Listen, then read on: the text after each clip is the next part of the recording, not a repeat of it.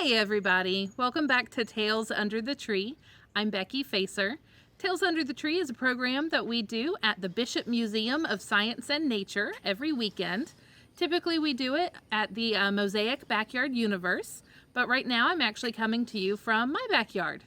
The book we're going to read today is one I absolutely adore. It is called Fur and Feathers, and it's by Janet Halfmann and illustrated by Lori Allen Klein. So we're going to learn all about different types of animals and what their coverings are.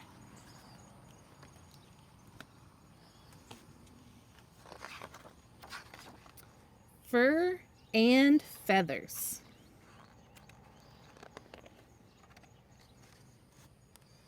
The howling wind wakes Sophia. Her mother suggests they count animals to help them forget about the noisy storm. They count together. 1 polar bear, 2 ducks, 3 snakes, and then Sophia is sound asleep. But in her dreams, the animals whirl with the whipping wind. Faster and faster they spin, till the wind blows them right out of their coats. Fur, shells, feathers, and scales fly everywhere. The animals shiver in their bare skin. Oh no. Don't worry, says Sophia. I'll help you stay warm. From her closet, she grabs every piece of clothing she owns. Push, pull, tug. She helps the animals fit tails, fins, and wings into her kid-sized outfits. The animals are thankful, but they find it hard to walk or crawl or fly, and they think they look terribly silly. Do you think that's normally what a polar bear would wear? How about that pig right there in a scuba outfit? I think it's kind of cute. I don't know if the whale's going to be able to fit in that, though. Sophia can tell by their expressions that the animals are not happy. But what can she do? Then she remembers her grandma's huge sewing box, bulging with furs, feathers, and sequins. I can make new coats for all of you, just like your old ones, she exclaims. Form a line and tell me what you need. It's a lot of different kinds of animals there. Can you picture any of them that you know? Polar bear pads forward first. I need a coat of thick white fur to keep me warm and help me hide in the ice and snow, she says. Snip, tuck, stitch.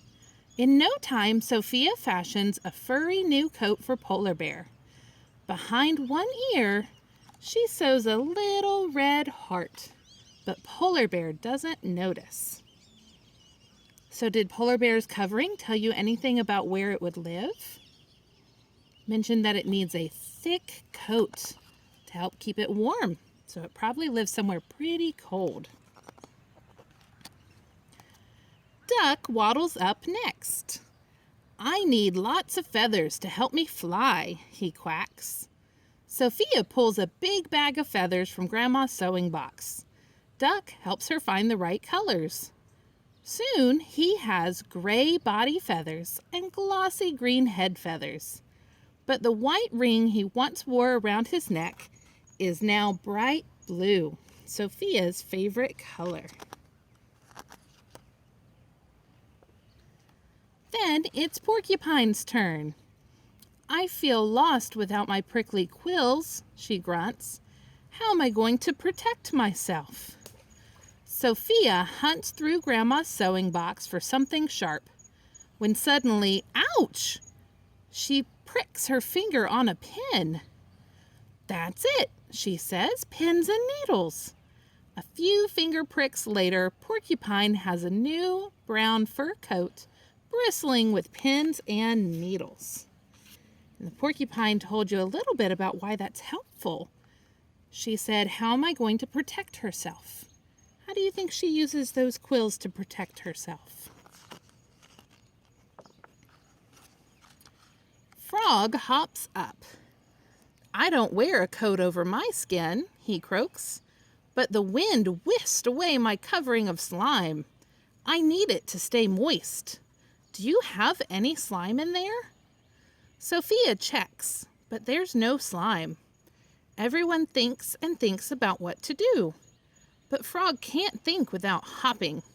Higher and higher he jumps, till his big eyes spy a tub of green slime on a toy shelf. Sophia pours the slime all over Frog, letting it ooze from head to toe. Happily slimed, Frog hops away into the night. Can I be next so I can get back to the water? Calls Fish from the back of the line. Everyone steps aside to let her go ahead. I need smooth scales so I can swish, swish, swish, lickety-split, she says, and please slime me too. Sophia chooses sequins for Fish.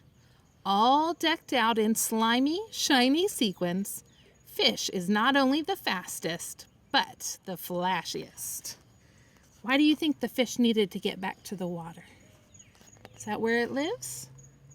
How can you tell?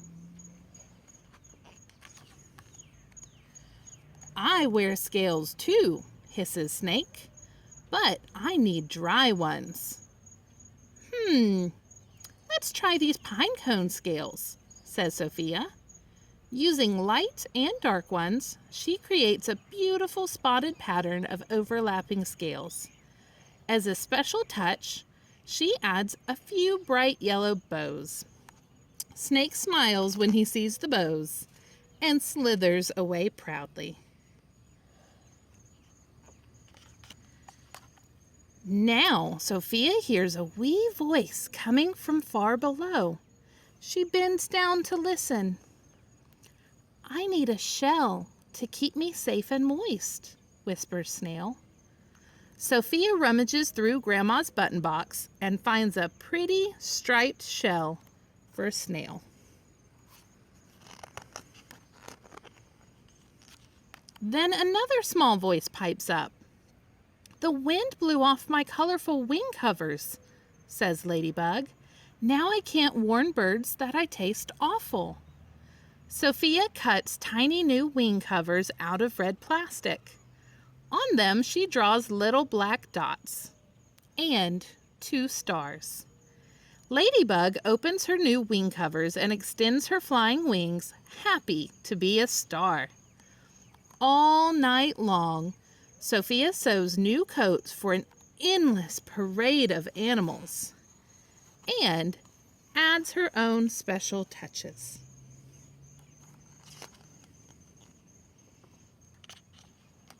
In the morning when she wakes up, her mother has a surprise. The whole family is going to spend the day at the zoo. Look, exclaims Grandma, pointing to a polar bear. That bear has a red heart behind her ear. Sophia just smiles. The end. So today I have a challenge for you. The animals, all the different animals had different kinds of coverings that best suited them and where they lived. And I want you to go outside and find some animals yourself. So take an adult. You can go outside into your yard. You can go to a park that's really close to your house. But go somewhere and look around and see what kind of animals you can find. Then you want to try to figure out what kind of animal they are based on what they're covered with. Does it have scales? If it has scales, are they dry? Are they slimy? Does it just have slimy skin but no scales? Does it have fur? Does it have feathers? So there's a lot of different things you can look at. And one thing that might help you, I'm going to just show you a picture of this in the book, Animal Classifications. It says, use the information found in the book to match the animal to its classification. That's type. Answers down here at the bottom, those are upside down, but at least you can see right here the pictures of the different animals and what category they might belong to. So the animal you found, does the animal have a backbone? Yes or no? A lot of the things that you might find outside actually don't have a backbone. In the book, it was things like the snail and the ladybug. If they do have a backbone, is it warm-blooded or cold-blooded? If that's not something you know, you can ask your adult about that. But things like birds and our porcupine and our polar bear here, those are all warm-blooded. And then animals like the snake, the frog, and the fish, those are vertebrates that are all cold-blooded. Then you can look at the covering and see, does it have feathers? Must be a bird. No, doesn't have feathers. Does it have hair? Then it must be a mammal, right? Those are the two that are warm-blooded. Cold-blooded animals, are there scales? And if so, are they moist or dry? So if it has scales and they're moist, it's a fish. If it has scales but they're dry, it's a reptile. And then if it doesn't have scales, does it have smooth, wet skin? Then it's an amphibian, like a frog or a salamander. Well, I hope you enjoyed this book, and I hope that you have fun going out and finding your own animals and trying to figure out what they are. Just remember, when you do look at animals in the wild, you want to be respectful. Watch them, right? You can observe them, but give them their space and leave them be.